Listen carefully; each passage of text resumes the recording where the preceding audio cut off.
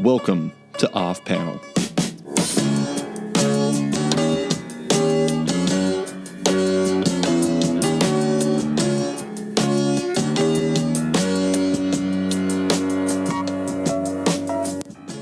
Yo everyone, welcome to another episode of Off Panel.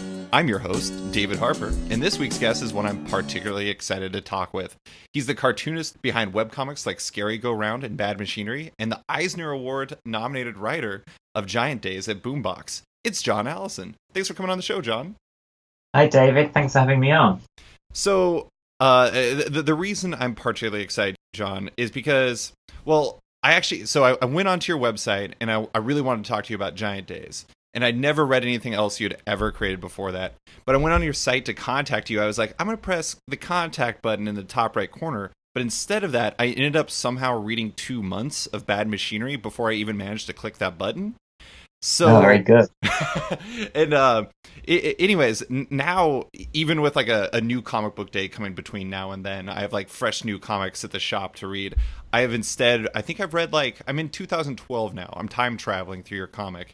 And but that's one of the interesting things about reading webcomics. It's so easy to binge them in a major way.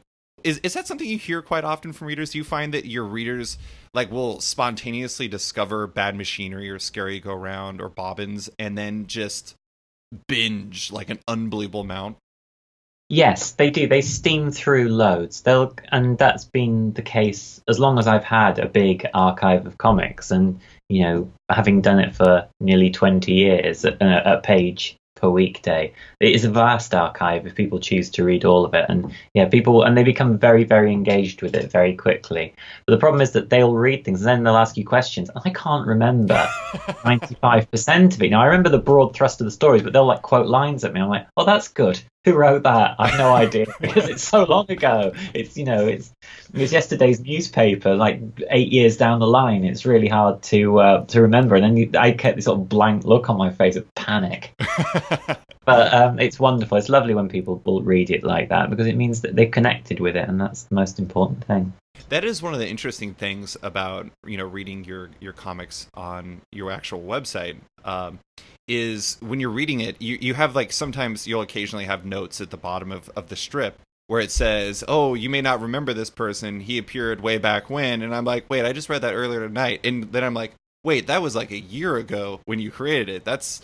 It's interesting. I actually read a little piece you had done on your blog about continuity and about how difficult it can actually be, because that's the thing is when you're working on Giant Days, you have editors that can help you keep all that stuff straight. But with Bad Machinery and Scary Go Round and Bobbins, where it's all taking place in Tackleford, it must be unbelievable to try to track that all in your brain. Do you have a Bible of sorts that you use to try to keep that straight, or a spreadsheet or something? Oh, David, you have a lovely sense of humour. No, I don't. I just have to try and remember. And I can't remember most of the time. I can't remember at all. In fact, when I decided I was going to do new Bobbins comics a few years ago, sort of based on my very first comics, I literally did one and created a continuity error. It took me one comic to create a huge continuity error. I just, I tried, I read through them. I have gone back and actually, when I decided I was going to do loads of new Bobbins comics set in where the original comics took place, I did actually draw a big map where I showed everything that happened, where people lived, who they lived with, at what point, for sort of the first couple of years of comics. I couldn't do that again because I was quite gulled when I did that, really. But yeah, it's so much. There's so many pages. I don't know how many pages there are. It could be 6,000, 7,000 pages that I've got to keep track of, and I can't remember. But for the most part, readers will notice, and they do remember. So often I can correct course quite quickly because they'll say something. It's usually just a matter of changing a speech bubble. It's very rare that I've actually drawn someone who shouldn't be there. Mm-hmm. Fortunately, I have sort of tens of thousands of people keeping an eye on me. So I have sort of tens of thousands of editors, really. And the most... Well, actually, some readers have created a wiki page for Tackleford. That's useful because I could never have done that, but they care enough to do it. And I can go on there and see what a character's surname is, for example, because I often don't know what a character's last name is. It'll be long forgotten because I came up with it in 2007. And then, in the meantime, a lot of water's gone under the bridge since then. Every cell in my body has been replaced in the meantime. So I have no idea what these characters are called sometimes. It is kind of fascinating that you said, water under the bridge, because it's like one of my favorite continuity things was like it was Sunny's birthday, and they were going to, God, what is it called? Aqua Super Splash World, yeah. Yeah. Splash. Yeah, so they were going there, and like then he went outside because he was sad because all the Linton and Jack were off like hitting on the ladies, and he was just like, Yeah. I just want to have fun and play with my toys and yada yada yada. And he's out by the sea, and you're like at the bottom, you're like, oh, just let you know, this is continuity. Tackleford is near the water, and I was like, I did not know that, and then I clicked on it, and I was like, now I'm starting to read a different comic. This is a bad path. It is a bad. Well, that's the idea. The idea is that people just get. I like those trackbacks where people have only turned up to read one page that day, but maybe they'll get 10 because they'll go back and read something that they haven't read for 5 years, or maybe they've never read. It's a sort of value-added feature, really. Do you have a catchy name for your universe? Is it just like the Tackleford universe, or is it the Some Allison verse? Well, the readers have called it. Some call it the Bobbins verse, which I quite like. Even though the name Bobbins was just a placeholder name for the folder that I was putting the comics in when I started. It's nothing more than that, really. It's just a word. It's like a northern word that means junk in England. Yeah, it just means junk. I think it's from the weaving industry or something like that. This was just like junk product of weaving. The bobbins that the thread go on would just be sort of strewn about on the floor of the factory. Mm-hmm. So I think it's the bobbins verse. I think that's what it is. Or it could be the tackle verse. But I find that a little bit macho. I find that a little bit broy, the tackle verse. Mm-hmm. It sounds slightly sportsish, and I don't like that. So I think it's the bobbins verse. I do feel like the Bobbins verse fits it better because, I don't know, tackle verse, it doesn't really feel, like you're saying, it feels a little broy. It doesn't really fit the kind of vibe of the book. And that's one thing I was going to bring up at the end is one of the things that upsets me the most about reading Bad Machinery, or really any of your stuff, is everyone is so much cooler and smarter than me in that book. They sound so much smarter than me everywhere. And I think it's because they're all British. And when I read Lottie, I'm so upset that it will never sound as cool as her dialogue. She doesn't care. And she just I don't know, she has this language to her that is so great. And I feel like Bobbins, because it is kind of like this slang and this thing that, if I heard it, I wouldn't know what that meant. That fits it way better. But anyways, I just wanted to share that I am very upset with you that your dialogue makes me feel inadequate about my actual day-to-day conversations.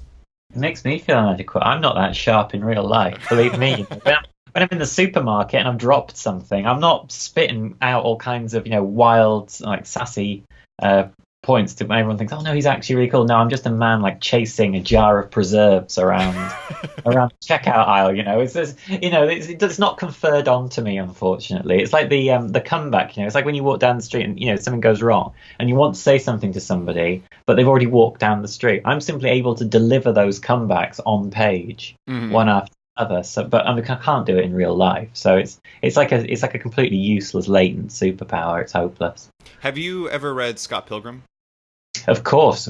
Yes, I'm a big fan. Do you remember there's this one part, and it's when Wallace and Scott are on a bus, and Wallace is telling Scott that he needs to dump knives because he's being a sketchy dude, and he says something really scathing because that's what Wallace does. He's always got the right thing to say. Yes. And the bus takes off, and the next 7 panels are progressively smaller and smaller, and it's Scott saying all the things he wish he had said at Wallace out the window.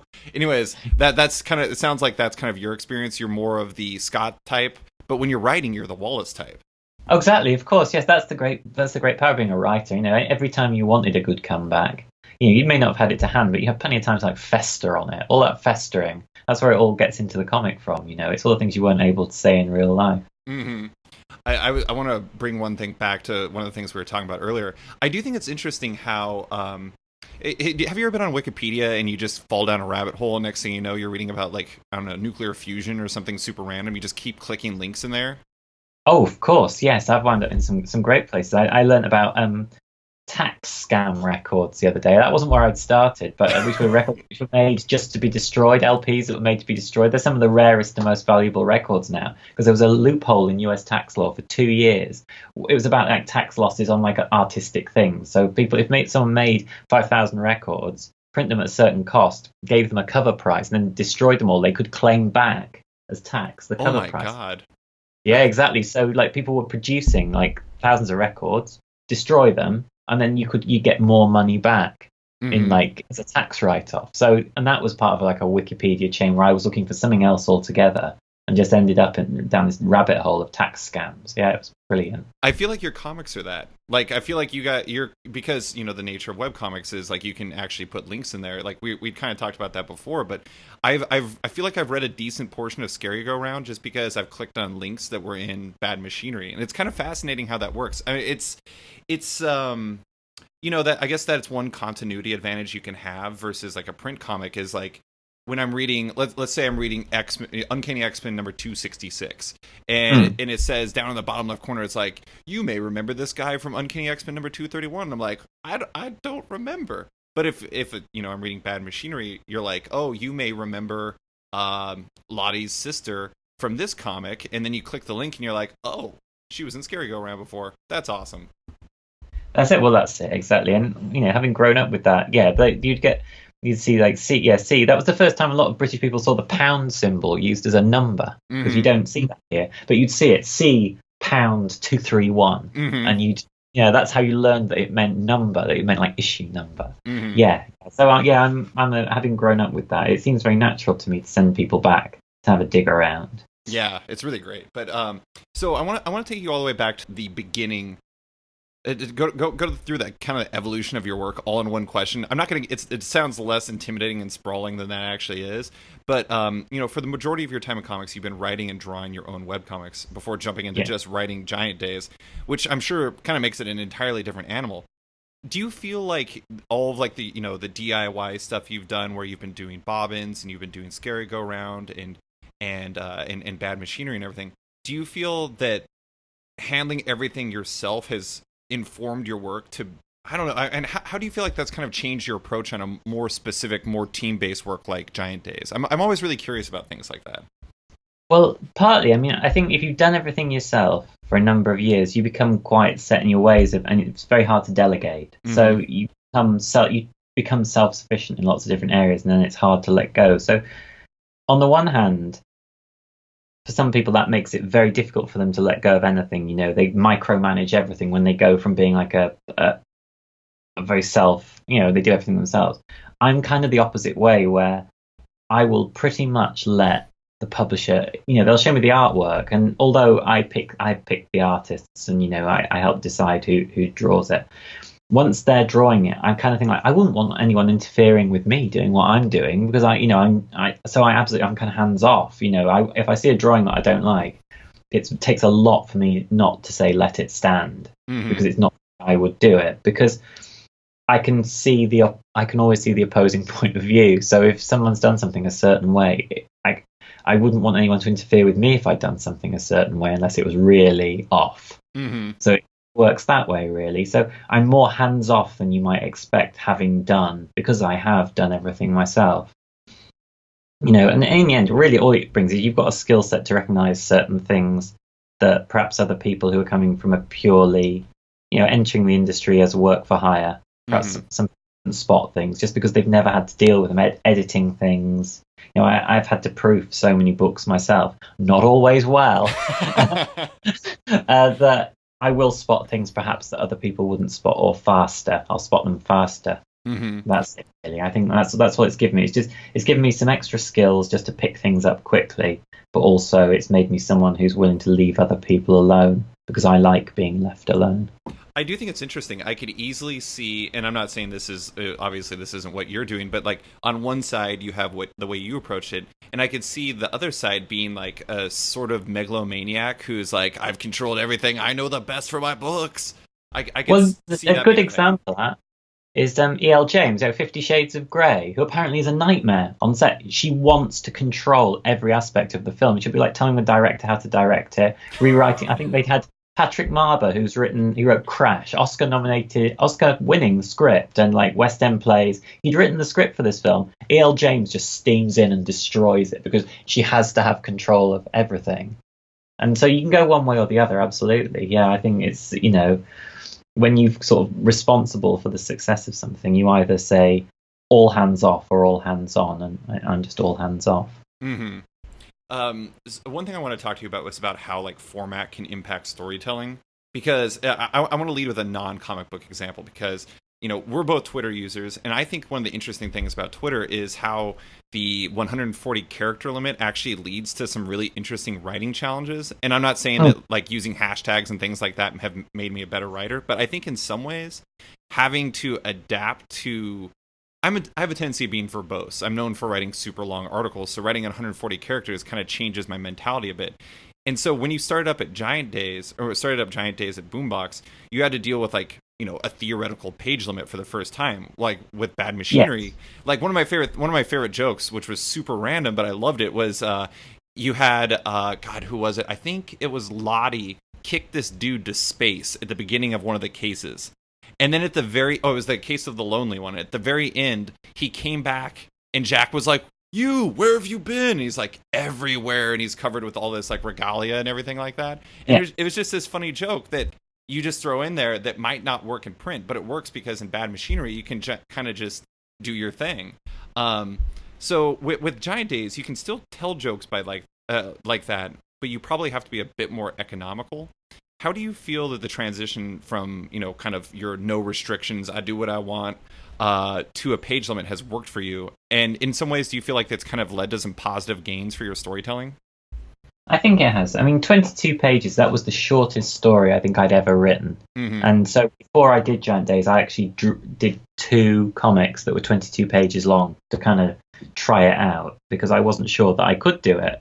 And I'd already signed up to do the series. So I know that's, I would have had to have done it. Let's put it that way. But I hadn't. And I was fairly sure I could, but I didn't know I could. So I did 2 22-page issues just to test pacing. But yeah, you just have to be more economical. You realize how short a scene can be. It's funny, like I'm pretty obsessed with Seinfeld and have been for a long time. Mm-hmm. And if you actually watch the structure of it, we were watching an episode the other night, and like some of the scenes might be 20 seconds long. You can get a lot done quickly. And that's something that I don't think most comics do, actually. I mean, most comics will stretch something out quite a long time that they could have done short. Like Jack Kirby would do it short. A page in and out, job was done. Mm-hmm. Whereas now, things have become much more languorous, because of the need to stretch things into eternity.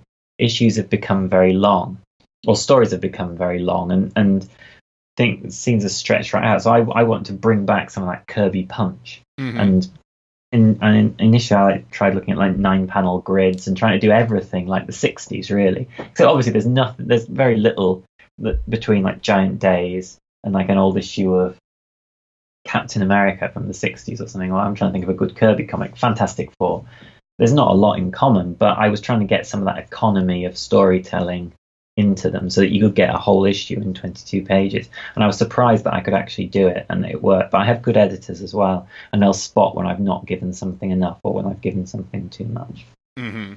I do think it's interesting that you kind of made that comparison between like Jack Kirby doing superhero books back in the day, or even probably his New God stuff and anything like that. Oh yeah, New Gods, yeah, definitely, yeah. Again, it's super economical, New Gods. I mean, he gets such a lot done in every issue, and I think they're a bit longer. I think they're like premium format comics, New Gods. Maybe they're 30 pages rather than 22, but he still packs in a huge amount. Yeah, tying into Seinfeld too. Like that's one of the things that I really love about. I mean, I know this is kind of ironic given the way that the Seinfeld series ended, where they were basically the entire episode is proving that they were scumbags and that they should go to jail for it. Effectively, I mean, obviously there's a lot more to it, but that was like the premise of it. Yeah. But like the characters you create, like when I was growing up. Like I was a huge X-Men fan. Like I was a crazy huge X-Men fan. And one of the things that I really loved about it was I connected with the characters because they spent not equal times, but like they built up the relationships between the characters, and they kind of made you, empathic to them. You felt them as people. Like sometimes they would play like basketball or go to the mall, and they would do these normal people things. And I was like, okay, I can see myself in Jubilee or in even Wolverine, even though I am 8 and I can't drink in bars all the time. But because you were the best at what you did. Exactly. Was that the reason why? I've always thought that, and I also call people bub all the time. It's kind of random. Cool. But I think it was interesting reading Bad Machinery.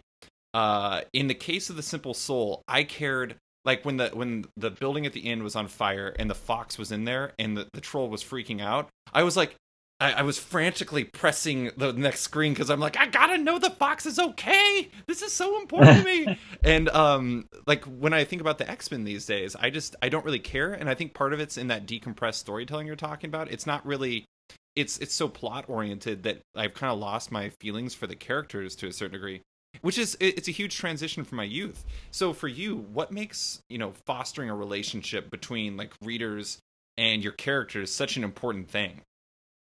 I think it's because the character writing is the most important thing to me, or it should be the most important thing to me. I mean, I've had to become more reliant on plot the longer the things have run, because if there's no structure to it, people will eventually tire of it. If you're just freewheeling all the time, people begin to find you tiresome. It becomes a little bit self-indulgent. And there have been times where I feel like I've had to lean too hard on plot. Mm-hmm. Where the structure has become more important than the thing I really like about doing my comics. But it's everything really. If the characters don't feel real, I can't be bothered turning up. It's funny, like you talk about the X-Men. I think I know the period of X-Men you're talking about, the kind of the sort of from issue about 210 to maybe 280, mm-hmm. and sort of that period, that sort of early to mid 90s period, where it did feel very real. Mm-hmm. I mean, obviously, it's a soap opera. X-Men was always a soap opera, which is kind of what made it like that, and that was its soapiest. There was the art of what's his name, Mark Silvestri, I think, and John Romita Jr. So those guys they drew soapy. You felt that you were right there with the characters because their line work was quite simple. It was before they started gradient shading everything, and it felt real. It felt pulpy, mm-hmm. in a way that enjoyable and made it feel very real to me when I was I was probably 10, 11, 12, 13 when I was reading those comics. So yeah, and that was what I took away from those books as well. And that's when I came to want to make my own comics, that was the characteristic I'd enjoyed, and I wanted to kind of drain out the stuff I didn't like, take some of the energy that strip cartoons that I enjoyed had. Because I also noticed that strip cartoons were much more popular. When you saw what a Calvin and Hobbes book sold, or what Garfield was the second most borrowed book in American libraries after the Bible. Wow, I did not know that. It was for a long time. It's probably Harry Potter now, but for a really long time, Garfield was the most borrowed, or Jim Davis was the most borrowed author after.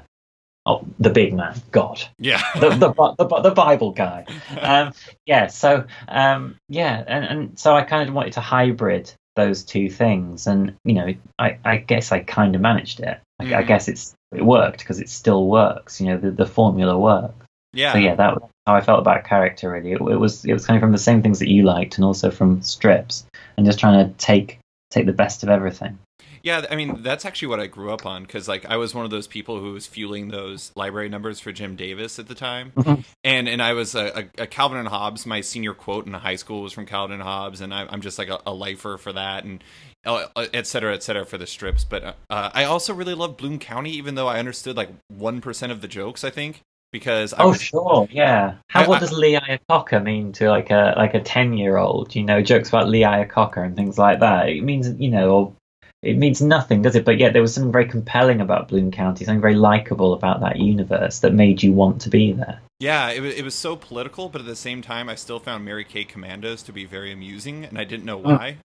But yeah, I mean, like all that stuff. I mean, that kind of it gets in your brain, and it's interesting how it kind of comes out as things like Bad Machinery. But that one of the things that really makes like the character stuff work for me is I love your character acting and your art, and like it's one of my favorite moments, and this is going to be for another question, but I love this bit where Lottie gets put into a different class as everybody else because, Lottie's kind of a renegade, and she also wasn't like, I think she didn't fill out a form that she was supposed to fill out, instead drew all over it. Anyways, and so she goes into the class, and there's some ruffians behind her who throw a piece of paper at the back of her head, and she turns around, and she like has this glorious mean mug, and has a piece of paper that just says, "You gonna die."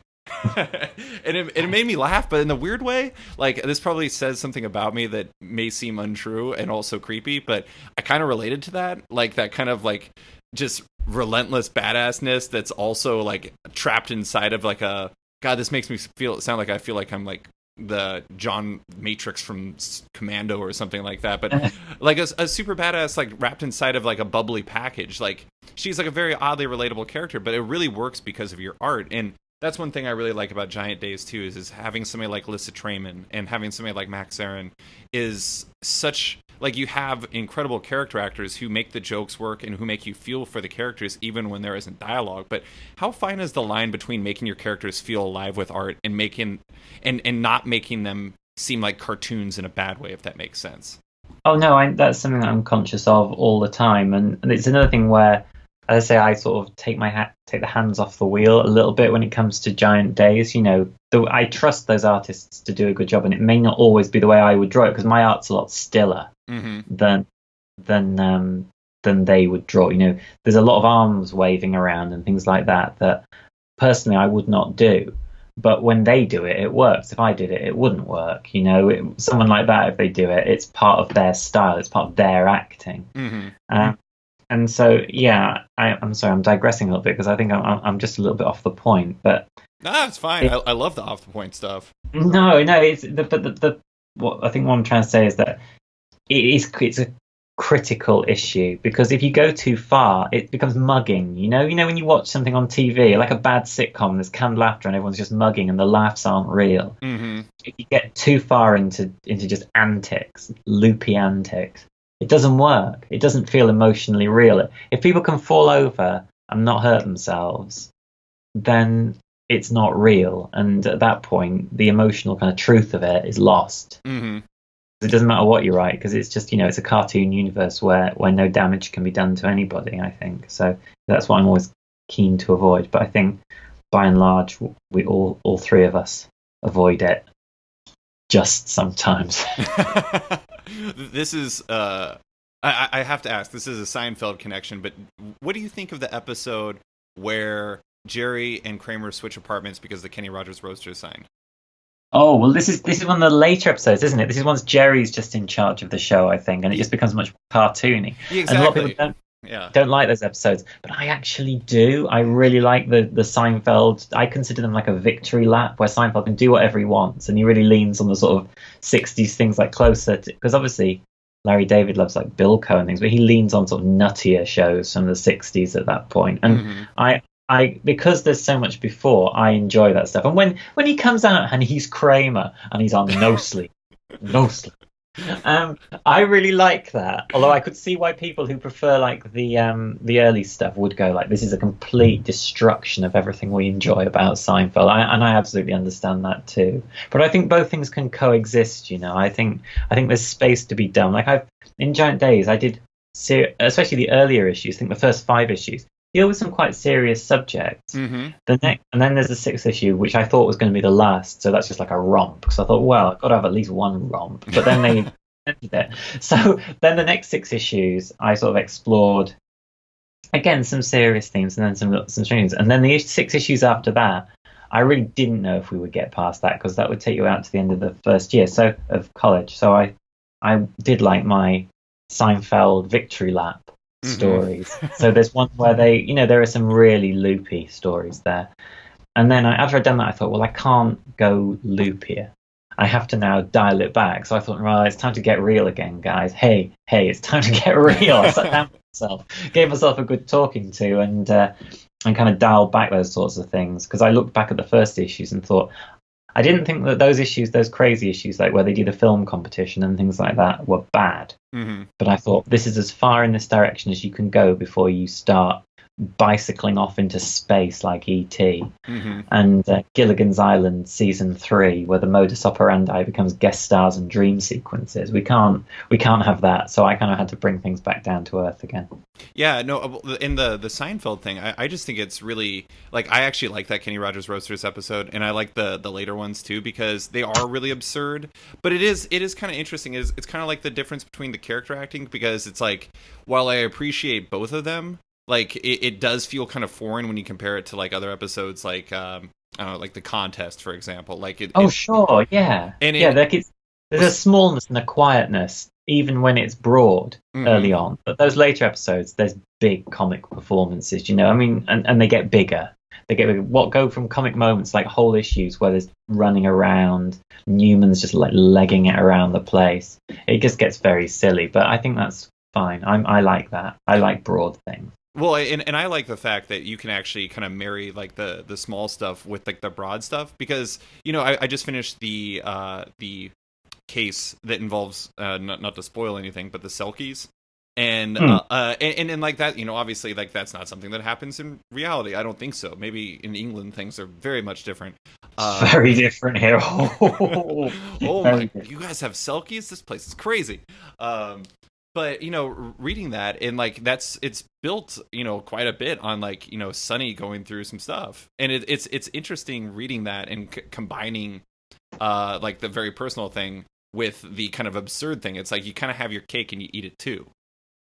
Oh, absolutely. And I think that if you getting the balance right, and I don't always get the balance right, is half the battle, really, because comics are a broad medium. I always think of them as a broad medium. I always think there's space to be silly and there's room to be sensible. And the only time I don't like comics is when they go too far in one direction or the other. That's when it just turns me off. I think it is a light medium, and that's not to say that I don't think Mouse or Joe Sacco's work is good and important, but when I'm enjoying it the most, it takes on something of both of those characteristics.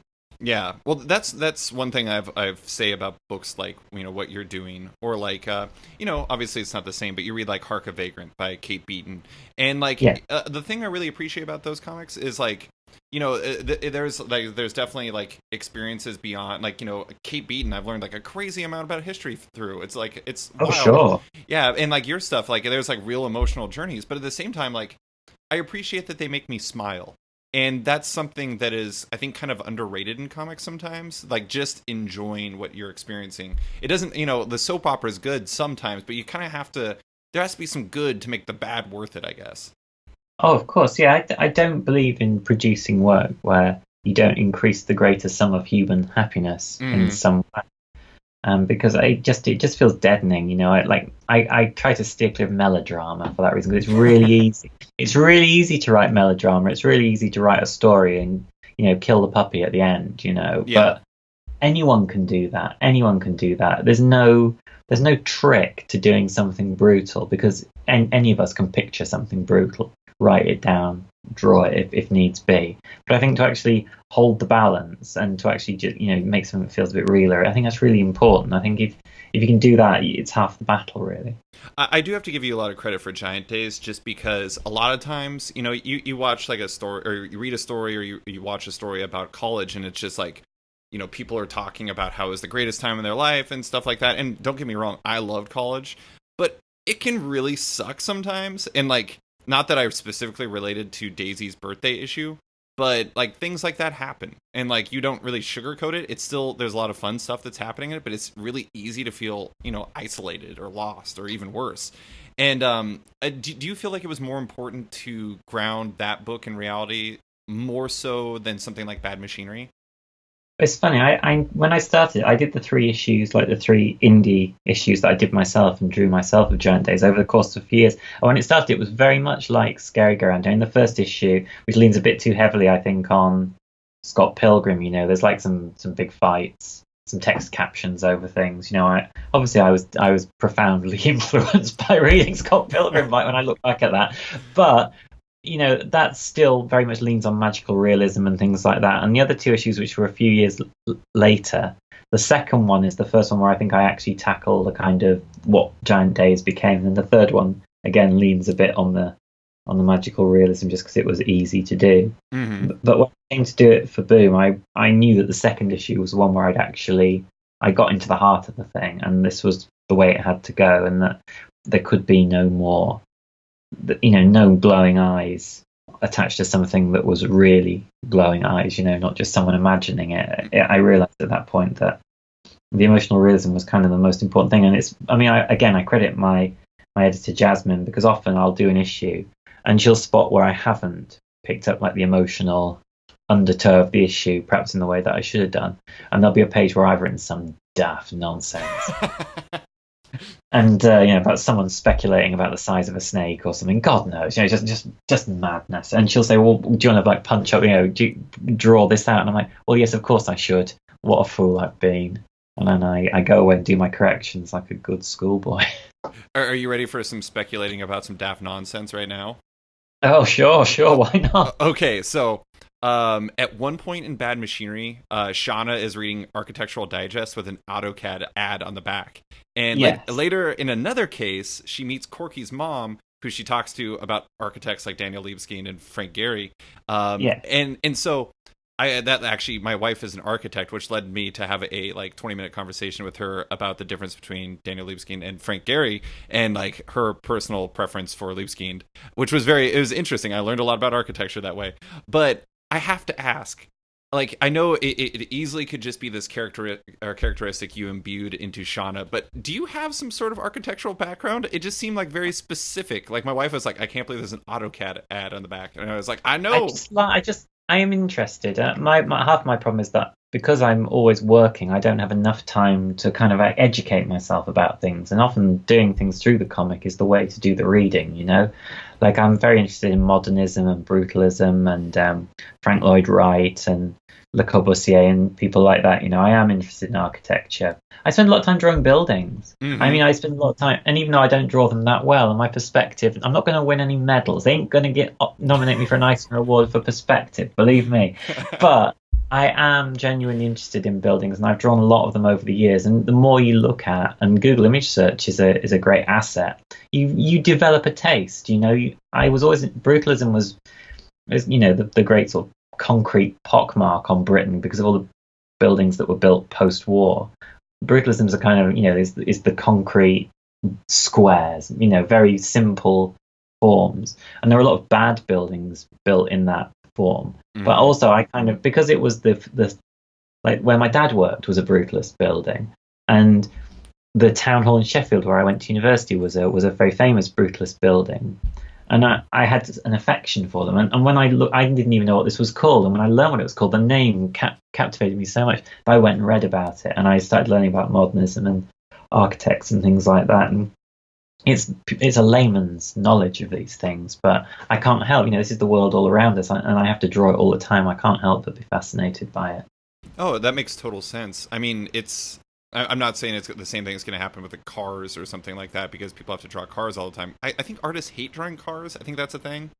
But like, artists hated drawing cars before they invented 3D Warehouse, where you can just download the 3D models, spin them around, plonk them on the page, and ink over the top with a wobbly hand and make it look like you drew it. Believe me, artists don't hate cars half as much now.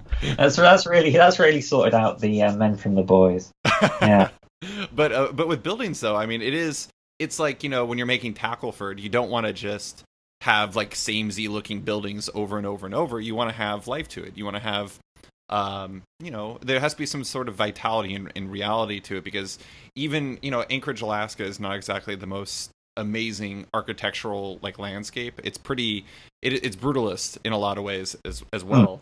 Because, who cares about the buildings? We got mountains and we got like oceans, and huge like seas and stuff. So, but it is interesting, because I think that type of stuff, there's like some, oh God, I'm going to drop a 10-cent word on you, a verisimilitude to it. It's like, if you don't have it, then like that could take the reader out of it, because you're just like, we're just seeing the same building over and over. This is garbage. Well, I can remember reading an essay, I think it was Dylan Horrocks, the indie cartoonist, wrote about world building, and it was the first time I'd heard about that. And, he was, I can barely remember a word he wrote, but I remember how it stuck with me, what he wrote. And I think world building is critical and crucial, and part of what makes readers want to come back to a place. Because when I first started, people were just standing against like blank walls or a simple square, or a very crude idea of what a house was. But the more real you can make it, the more people feel like they're looking through a little window at something. And I think that's really, really important. Definitely. Now, fitting into that somewhat, this is going to be really hard to say, because character names are like if you named Linton like Johnny or something like that, yes. would it tremendously have changed the book? Maybe not, but I feel like coming up with fitting, memorable names for your characters is important in many ways. But Does it ever make you sad that you'll never come up with a name as good as Bobby Swaps? Bobby Swaps, yes, I was very proud of Bobby Swaps, and that's they come in rare moments of inspiration. Bobby Swaps, he was, yeah, and he never recurred either. He only appeared in one story for about 6 pages. What a waste of a good name. Yeah, I love that character. I love that he just like plopped into this one plot, and he was like kind of perfect for it, because you kind of always know that like one person who has hookups for all these absurd things, and you're just like, I feel like I could use this guy later, and sure enough, Sonny does.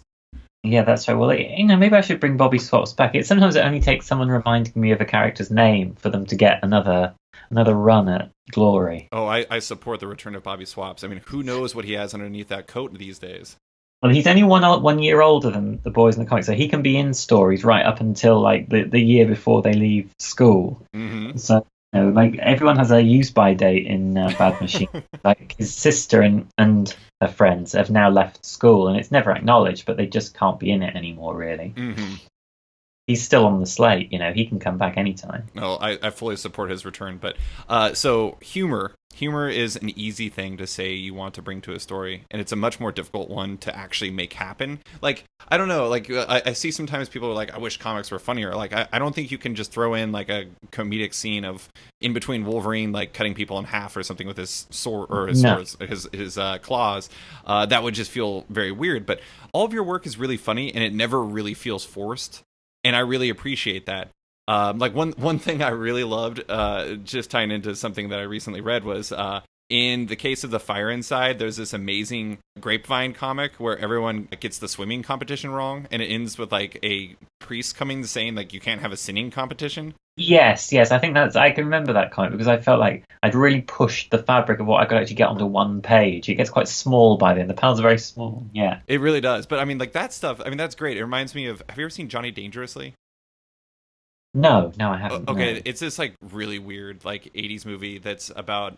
It's like a farce about gangsters in like the 1950s, and it stars Michael Keaton, and it's really funny, but there's like a grapevine scene where like just like the message keeps morphing, and it reminded me of that. But when it comes to humor, like I said, it's kind of a fine line. It can go wrong if you handle it in like the wrong way. But what's your approach of humor or on humor in your work? Like, is it something you try and inject into each issue or strip, or is it really kind of situational needs? Well, I like a joke or a joke beat or a good line on every page if I can get one on, because I started trying to write like comic strips, strips. Like I wanted to be syndicated in the newspapers. Now it seems like a joke that the strips, those early Bobbins strips, which are so crude, and the jokes are very. They're very much what I've read those jokes written by other people in their first comics. That's kind of the way you do it when you're feeling your way through. But because I was trying to write gags, I never really stopped putting that part of the comic onto each page. So even as the pages got bigger, there was still a joke there. Like that part of the comic was always still there on the page, even when I had to deal with plot details around it. And there are very few pages which are either silent or where there's no attempt at levity, even if it's a very sour, bleak kind of levity, that it's always there on the page. And perhaps the only pages that it isn't on are the ones that I add into the books afterwards to kind of make them flow better, because the page is all written as these single units that have a very definite beat to them. So that is my approach. It's really just that's how it's evolved from those early trying to write like gag strips. That element of it is it's in the DNA. I can't really get it out, and I don't know what it would look like if I wrote a comic that was just completely dead blank, serious. Dead serious. I probably could do it, but I don't know if I would believe it myself. I don't know if I would believe in it. I'm trying to think of what a John Allison written like Marvel or DC event comic would be like. It'd be very interesting. Yeah, well, I mean, I always it's hard really. I've done one little bit for Marvel. I did the Civil War II Choosing Sides, and I only did 7 pages. And having grown up with Marvel, I felt a great sense of import that I do a good job of it. I did not want to, this might be the only 7 pages I ever did for Marvel, so I thought I want to do a good job of this. But it's exactly the same as my normal comics. There's no difference. Yeah. I was like, but I don't know if they said right. Well, it's a story where like Punisher's gonna like find a dead baby in a dumpster. he's gonna be really like Cup, and he's just gonna start like shooting everybody. And I mean, like, well, what would I have done with that? But I think in that case, I would have just had to go to the opposite extreme. It would be so bleak that he probably would just have kicked the dead baby over a house or something. I can't imagine how I would do it. I can't imagine how I would just write something completely dead flat serious, like an episode of Homeland. Could I write an episode of Homeland? I don't think I could. I don't think I could. I could do it as a writing exercise, but I don't think I'd be happy with it. I kind of feel like Claire Danes would see your script and be like, "What is happening? This is so confusing." I think Danes would be into it. She'd be like, "This is good. This is the kind of levity I've been waiting for." All those scenes where I'm just running around drawing on the walls in crayon. This is more of the stuff I like. You can really chew this stuff, John. Congratulations. You'd probably give me a medal. Mandy Patinkin, he'd be really pleased as well. Oh, he'd love it. He'd love it, exactly. I can't wait. I really want to impress Mandy Patinkin and Claire Danes with my Homeland script. And I'm going to submit a spec script now. You've got me into this. I'm very excited. We need to start like a internet campaign that's trying to get you on to script an episode of Homeland, because I would watch that. I would definitely watch it. I stopped watching after the first season because I was like, I don't know where this is going to go. I should get back into it, and then I can like be ready for your John Allison scripted Homeland episode. Exactly. Well, you and me both. You and I, both of them, we jumped. We jumped like from that plane with our parachutes fully unfurled after that first season. But I'm pretty sure that were I to begin to write, we'd all be very much back on board once I'd got Mandy Patinkin singing again like he used to on Chicago Hope, and Claire Danes is drawing all over everything. Yeah, this is going to be good, right? Yeah, you get work on that campaign. I think this could be big. This is going to be big. I love it. Oh God, now I completely forgot what I was going to ask. This is a super random comic, but have you ever? Faith Erin Hicks did a like pitch that she was trying to pitch. I think it was Marvel on. They did the Strange Tales comics like back in 2009. Oh, I remember. Yeah. She did like a Wolverine comic where like she was upset with everyone because they ate his eggs, and he had to go shopping for his Canadian eggs because they taste different. Did you ever read that comic by chance? I didn't. When you said Wolverine's eggs, I thought you meant like the eggs that Wolverine lays, which I thought was quite a high concept. Wait, he now hatches eggs? This is how they're going to clone him. They have an egg in the background. It was just because of the brood. That's why I thought of it. When he's taken over by the brood, he just laid a load of eggs, but he's still got them. He loves them. He wants them to hatch. They're like his Wolverine brood babies. He just goes and sits on them until they warm enough so he can hatch them. Clutch. Wolverine's clutch. Now you need to write this comic along with your Homeland comic or a Homeland episode. I think Larry Hama should do this one. I think he's been waiting for a project like this for quite some time. Oh my god, that would be amazing. Anyways, but it's like this random comic where Wolverine goes shopping for eggs, and it's amazing. And it never was published, but I don't know. I kind of wish there was more comics like that. But that's an entirely different aside. That's something I could talk about for forever. I would have loved to have been in Strange Tales, and I was very upset that I wasn't asked. I did fester a little bit in my office because I knew, like, I've spent so many years doing, here's a really terrible version, a really terrible take on a Marvel hero, and believe me, I've got some terrible takes on some characters who really aren't going to do any harm to Marvel continuity if I get in charge of them. So, but they never asked me up to the Strange Tales, and frankly, when they came to me for choosing sides, I was like, well, I don't know, guys, because, I had some great ideas about how Death's Head 2 could be working in an office now. and he's like Clark Kent, no one can tell. He just wears glasses, but otherwise he's huge. And but in the end, I let me do it. I figured, well, all right, I suppose if you want me to work on something, I can do it. That sounds like that sounds like a spiritual follow-up to Machine Man working in an office in Next Wave, which was pretty spectacular. I don't know if you read Next Wave, but Machine Man, another great favorite of mine. I love characters like that. I love blank-faced robot characters. They're my absolute favorites. I do think it's kind of interesting, though. In the past, you guys have all seen plenty of success, but it's interesting that it seems like webcomic creators who started working in the late 90s and early 2000s, like, you and like Ryan North and Faith Erin Hicks, for example, have really kind of... What's that? Chris Hastings is probably the best, and the Vanguard example, I would say, from Dr. McNinja. Yeah. I mean, like, it seems like they've, Chris Hastings, he's writing Gwenpool, right? That's right. Yeah. Yeah, it seems like even though you guys kind of have been in comics for quite some time, it's kind of interesting how it seems like you guys are kind of connecting with audiences in a major way, even though you guys had big audiences for your webcomics. I mean, Dinosaur Comics is in Anchorage's alternative paper up here, and like Dr. McNinja is something that I've read for a long time, and like your stuff, I've been obviously newer to it, but I love it. And then like Faith, I mean, I like love her stuff, and I never read Demonology, but it is kind of interesting that you guys all kind of came from this spot and are all kind of in the past like 3 to 5 years making quote unquote mainstream success, despite the fact you already had passionate fan bases. I think, in the end, you want a bite of every apple. If you're ambitious in any way, you want to be in the direct market. Just because you grew up probably going to comic shops, you're used to seeing all those books on the shelves. It's a real mark of success to see yourself in like this week's comics, on the shelf of comics when they put up the new ones, to see your comic there. It's exciting because you were buying things from that shelf. You might have been buying things from that shelf in that store when you were a kid. And so to see yourself up there, there's a thrill to it, a thrill that even, I'm nearly 40, but it was very exciting.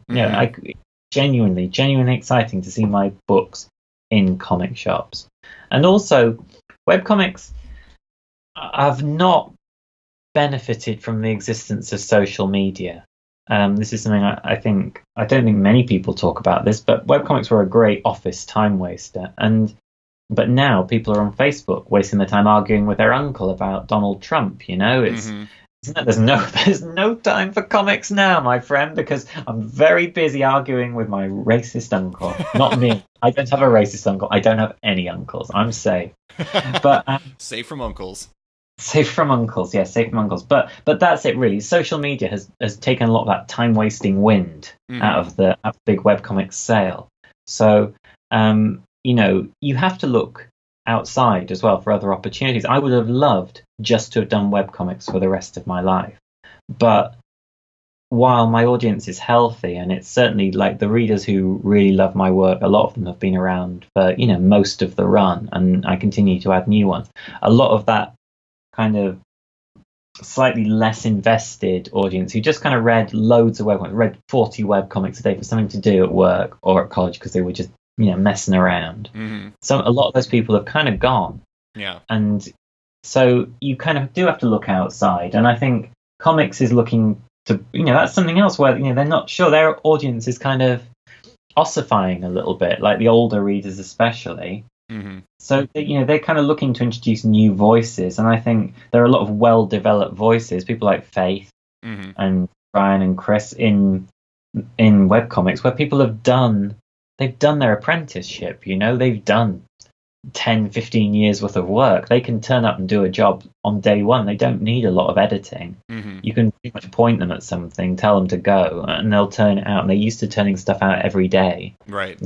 These are reliable people, so I think that's part of the reason. I think so too. I mean, that's a lot of times people ask comic book creators, like, how do I get into making comics? And a lot of times, and it sounds kind of to the layman, it kind of sounds like a jerk move, but you're like, you got to make comics. And for you and for Ryan and for Faith and Chris and everyone else that made webcomics, you guys proved it by making comics. And it is kind of like a trial by fire that shows you're both capable of it, and you're also dedicated enough that you're not going to let something slip. Exactly. Yeah.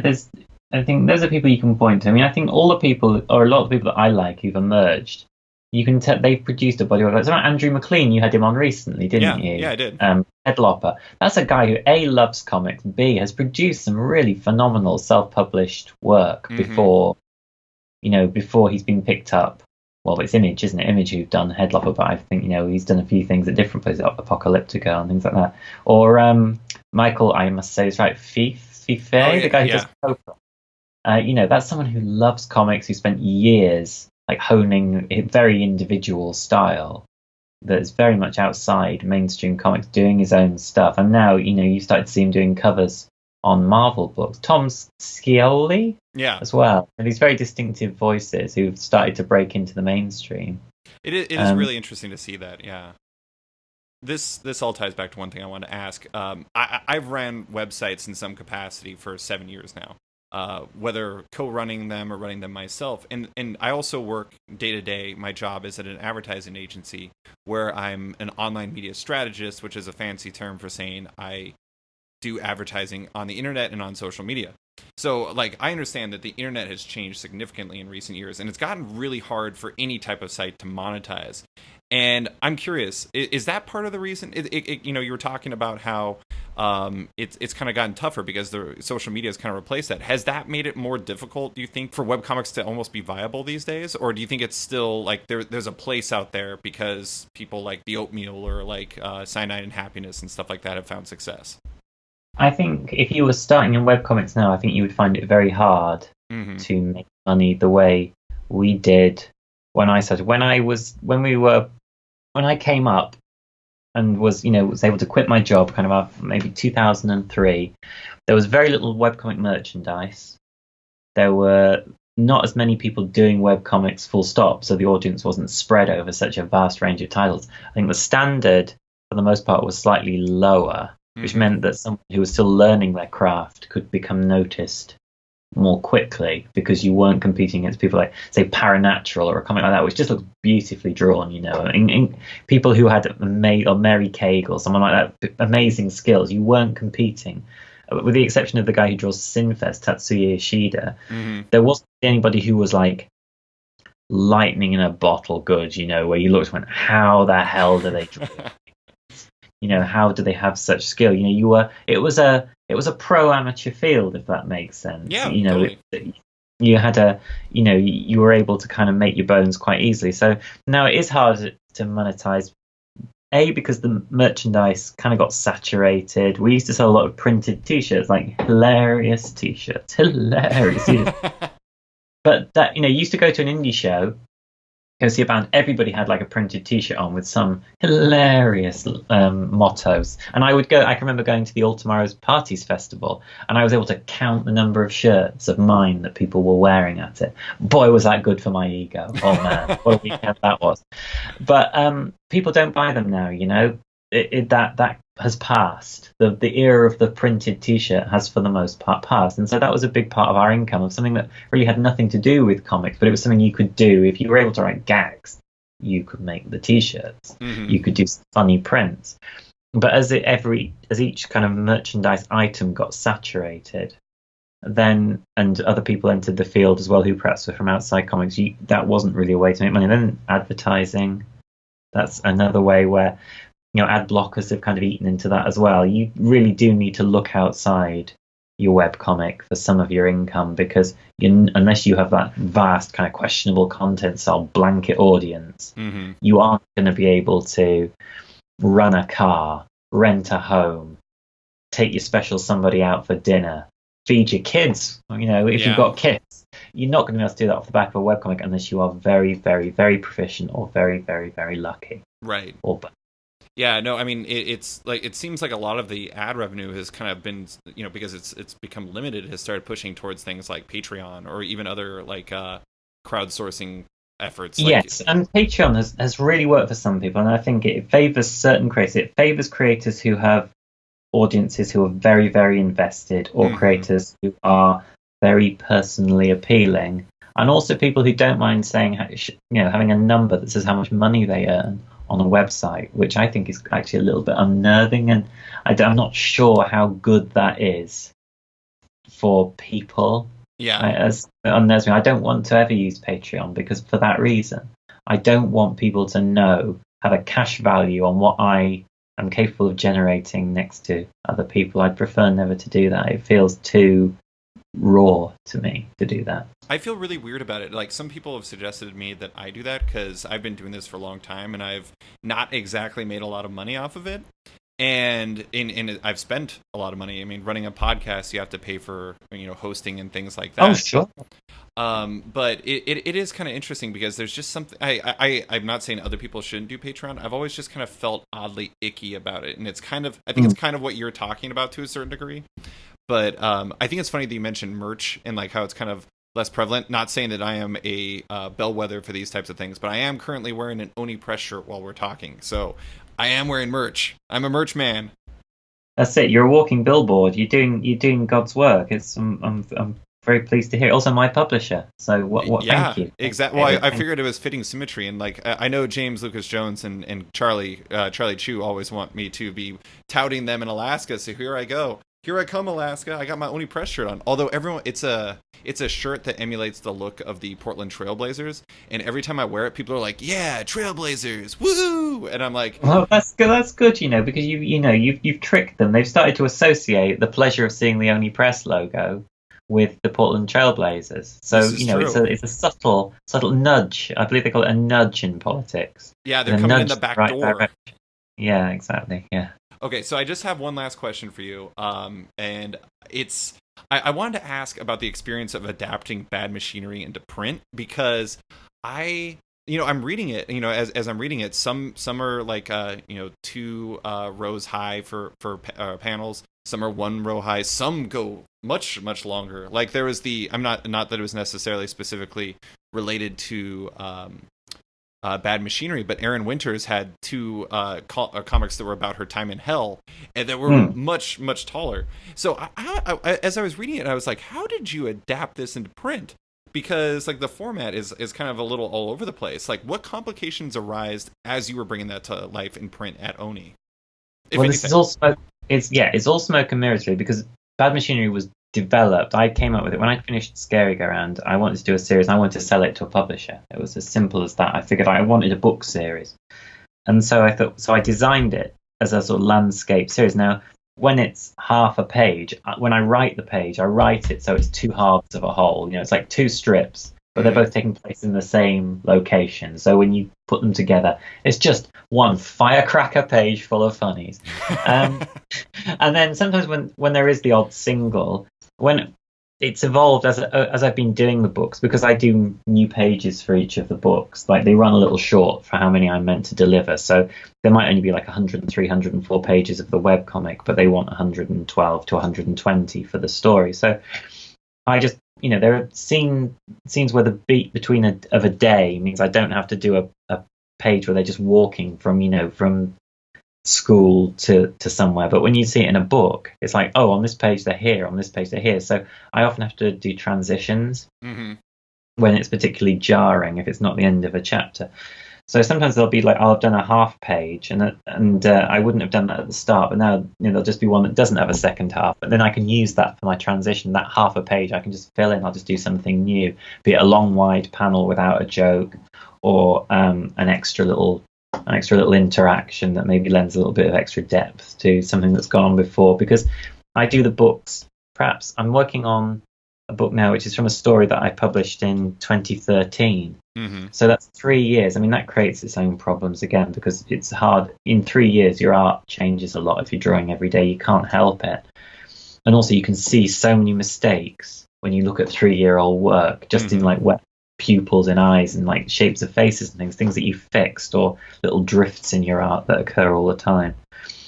So really the process of revision is 1, putting in transitional pages to move people from place to place, 2, fixing things that I've drawn wrong, 3, just some then a slight editing where I'm trying to just beef up parts of the story where I'd undercooked it because I hadn't thought it through. And some things become very clear when you look at them at 3 years removed. And 4, it's just self-flagellation when I realise I can't draw the characters the same. And they're always aging. So like in 3 years, they'll have got quite a lot bigger. And I'm trying to like remember how to draw them at this, particular, point in time. And that can be hard in and of itself. Oh, yeah. So yeah, that's how it works, really. It's just, it's revision, addition, and just kind of trying to enrich certain things that maybe felt a bit flat when I went back through them and read them. So I know it's just sometimes there's more, you realise that if you'd taken 2 bites at that apple instead of 1, it would have been better.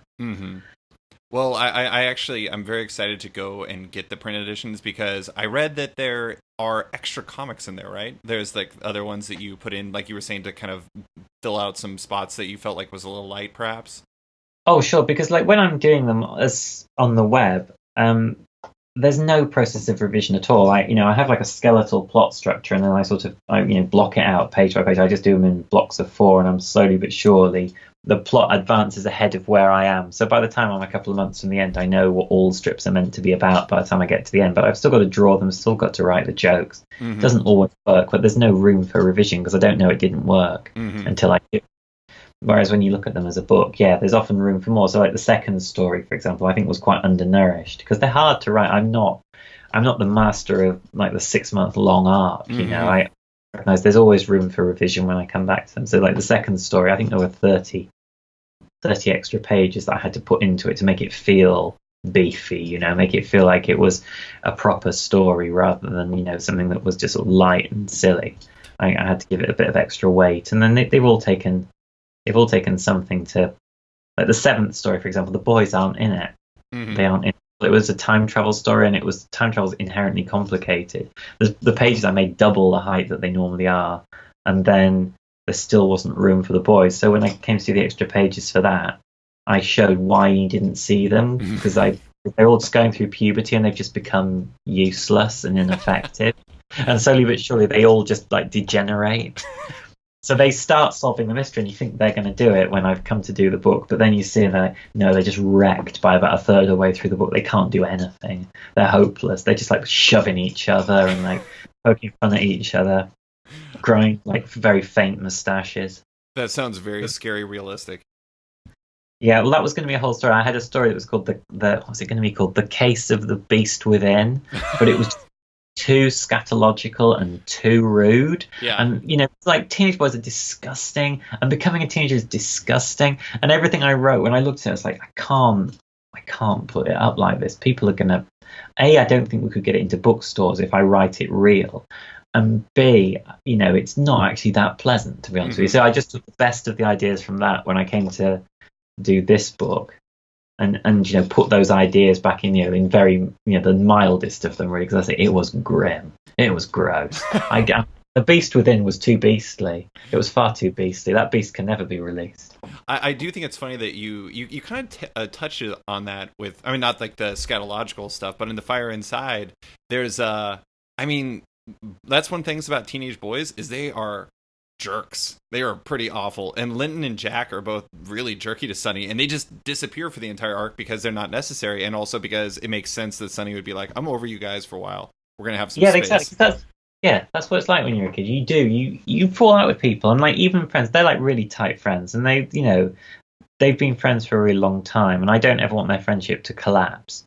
But there would be times when you'd fall out with your friends. You'd go and hang out with someone else altogether. You'd just be like, all of a sudden, you just someone else who was easygoing. If you were having trouble with your other friend, you'd just go and hang out with the person who was easygoing, who maybe you didn't have as much in common with, but they were easy to sit with in class, and you could just yak about music or whatever, and it, you didn't have to worry about whatever issue, because it would all come out in the wash eventually.